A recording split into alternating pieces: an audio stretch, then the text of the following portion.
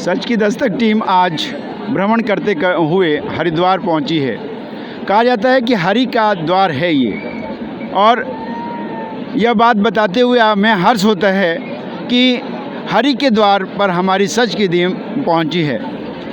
हम इसकी महत्ता इसी से जानते हैं कि यहाँ बहुत दूर दूर से लोग अपने माता पिता की जीवन की कामना के लिए भी आते हैं और उनकी पूर्ण आत्मा अच्छी तरह से मोक्ष की प्राप्ति हो, उसके लिए अस्थि कलश का प्रवाह भी यहाँ करते हैं। आज हमारी पूरी टीम, सच की दस्तक की पूरी टीम यहाँ पर मौजूद है।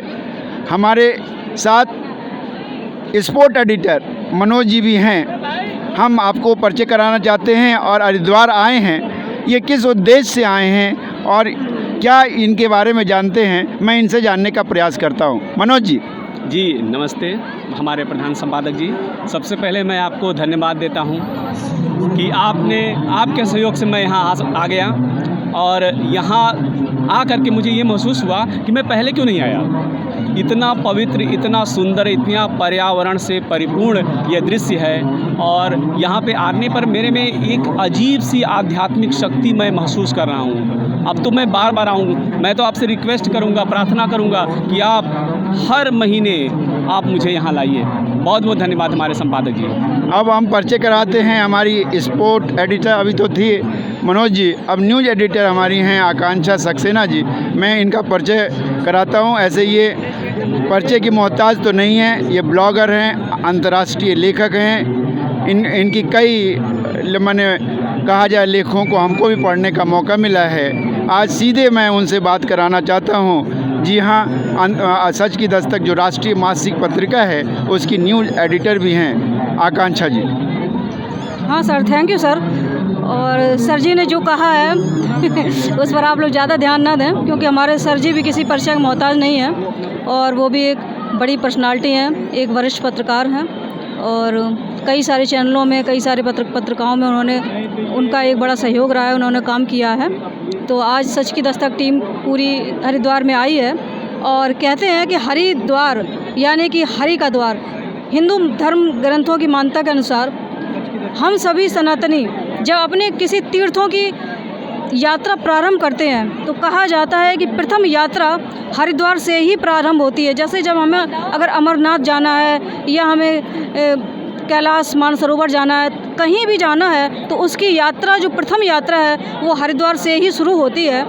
तो आज हम उसी पवित्र तीर्थ में हरिद्वार में खड़े हैं और ये गंगा के रूप में सीधा अमृत यहाँ बह रहा है और इसी अमृत धारा में इसको ब्रह्म कुंड भी कहते हैं और इसमें लोग अपना आस्था की डुबकी लगा रहे हैं।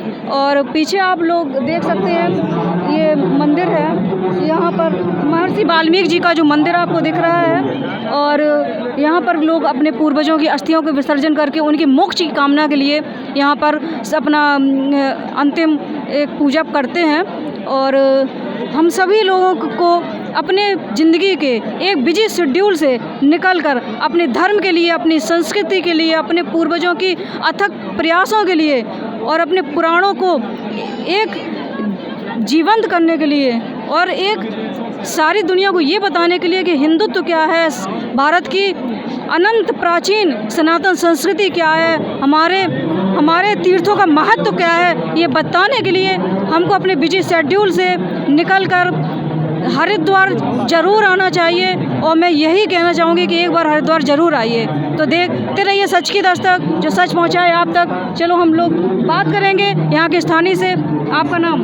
पीयूष दीक्षित। और आपका अपना अनुभव बताइए हरिद्वार का आने का। मैं पेशे से प्रोफेसर हूँ और मेरा अनुभव हरिद्वार में बहुत ही अच्छा रहा है। बहुत ही अनुभव अविस्मरणीय, बहुत ही अच्छा अनुभव रहा है। यहाँ की व्यवस्था बहुत अच्छी है। मोदी जी और जो अपने पुष्कर सिंह धामी जी हैं, उन्होंने यहाँ पे काफ़ी विशेष ध्यान दिया, जिसकी वजह से यात्रियों को काफ़ी सुखद अनुभव यहाँ कर रहा है। पर मैं अगर बात करूँ चार धाम की, क्योंकि मैं कल ही बाबा केदारनाथ धाम से, परम धाम से कल लौटा हूँ, तो वहाँ का दर्शन करके मैं आया हूँ और मुझे बहुत ही अच्छा लग रहा है। बट मैं मोदी जी से और यहाँ की सरकार से ये आग्रह करना चाहता हूँ, मैं मेरे भाई के साथ आया हूँ, धामी जी से ये आग्रह करना चाहता हूँ कि जो चार धाम यात्रा है, स्पेशली जो केदारनाथ की जो यात्रा है बाबा की, वहाँ पे सुविधाएं थोड़ी बढ़ाएं, क्योंकि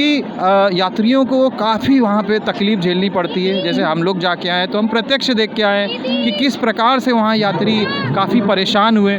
अगर बात करें रास्ते की, बात करें सुख सुविधाओं की, बात करें वहाँ के जो और जो प्रॉब्लम्स वहाँ पे आती हैं, पुलिस का वहाँ पे बहुत ही कम वहाँ पे देखने को मिला।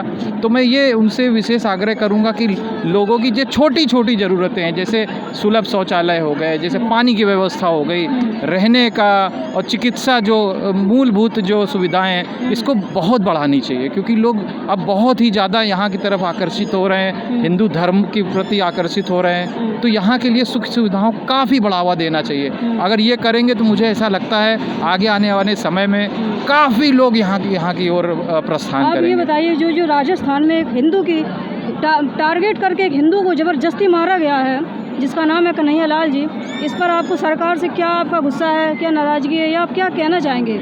मैं यही बताना चाहूँगा कि ये किसी हिंदू की हत्या नहीं है, ये मानवता की हत्या की गई है। ये सिर्फ एक धर्म विशेष के किसी व्यक्ति की हत्या नहीं, मानवता की हत्या तो की ही गई है। इसी के साथ साथ सनातन धर्म से जुड़े हुए जो लोग हैं उनको टारगेट किया जा रहा है। तो मैं आग्रह करूँगा यहाँ की सरकार से, प्रदेश सरकार से, और जो सेंट्रल गवर्नमेंट है, जो माननीय प्रधानमंत्री जी श्री नरेंद्र जी मोदी जी जो हैं, उनको इस पर बहुत ही सीरियसली इस पर ध्यान देना चाहिए, क्योंकि ये चीज़ें इक्का दुक्का नहीं हो रही हैं, ये होती चली जा रही हैं, और ये समय समय पे तो होती ही हैं, जिसकी वजह से समाज पे बहुत ही दुष्प्रभाव पड़ रहा है। तो इस पर बहुत ही सीरियसली लेना चाहिए।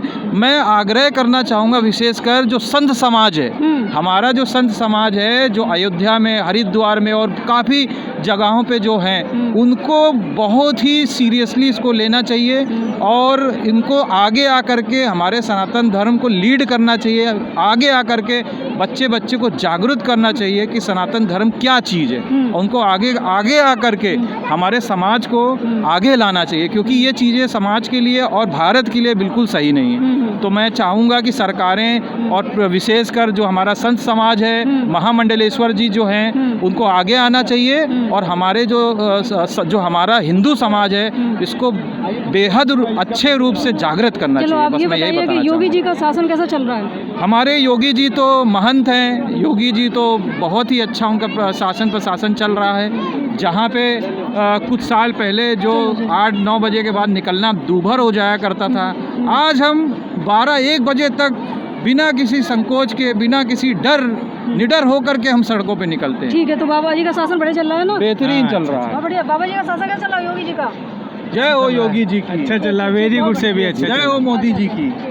अब हम अपने कैमरामैन और औरैया के ब्यूरो चीफ, हम उसका परिचय कराना चाहते हैं। अच्छांशु सक्सेना हैं, ये भी हमारे साथ हमारी टीम का हिस्सा बने हैं, और मैं चाहता हूँ इनका अनुभव कैसा रहा।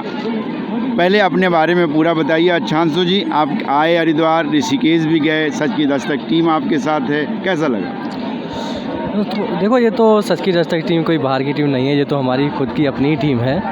तो ऐसा नहीं है कि हम लोगों ने यहाँ आके एंजॉय ही किया है, मतलब हम लोगों ने संस्कृति के साथ अपना संबंध भी देखा है, अपना जुड़ाव भी महसूस किया है, यहाँ नहाए भी हैं। बाहर निकलने का तो मन ही नहीं होता है। घूमना यहाँ स्वर्ग जैसा है, लगता है कि कहीं स्वर्ग पता नहीं कैसा होगा, लेकिन हमको लगता है कि यहाँ नहाने के बाद बस यही स्वर्ग है, इसके आगे कोई भी बात नहीं है। अच्छा, हमारे सर के साथ ये सौभाग्य भी है कि सर के साथ हमें घूमने का मौका मिला, ठीक है।